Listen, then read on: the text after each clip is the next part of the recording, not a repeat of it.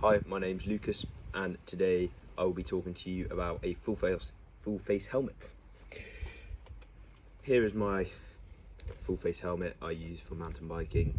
So a full face helmet is usually used for downhill racing or when I ride much bigger jumps than I would with an open face helmet. As you can see on the back here, it has this little yellow sticker that says MIPS on it. This is the key thing I'll be talking about in this helmet today. But with a full face helmet, you would be riding this at most bike parks, like Bike Park Wales, when we're riding downhill, very technical trails. So yeah, let's talk about the safety behind this helmet. If you look inside my Troy Lee helmet, you'll be able to see this thin yellow layer right here. This is the MIPS system. Most crashes on mountain bikes aren't straight on and usually hit the ground at an angle, as you can probably see in this photo right here. When this happens, your head basically wants to move and twist really quickly. So in the helmet, your head's going to be in here and it's going to move, and your helmet is going to hit the floor like this, but your head is going to keep spinning. So it's not very safe.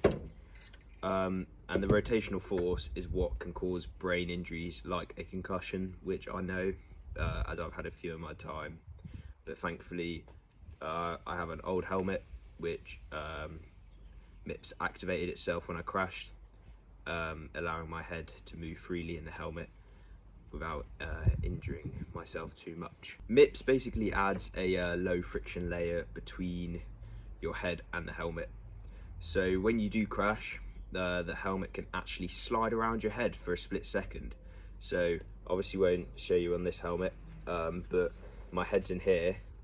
My head is going to be able to move freely, and the helmet, the outer shell of the helmet is going to be able to move like this, whilst my head, my helmet stays still whilst my head is moving inside the helmet like this. So if I suddenly crash, my head's going to stay in this position, but the outside of the helmet could necessarily spin round and is backwards on my head, but the padding is still protecting my head like it would when it's facing the front. So this movement actually helps redirect most of the energy instead of directly transferring it to your brain, which is what causes concussions.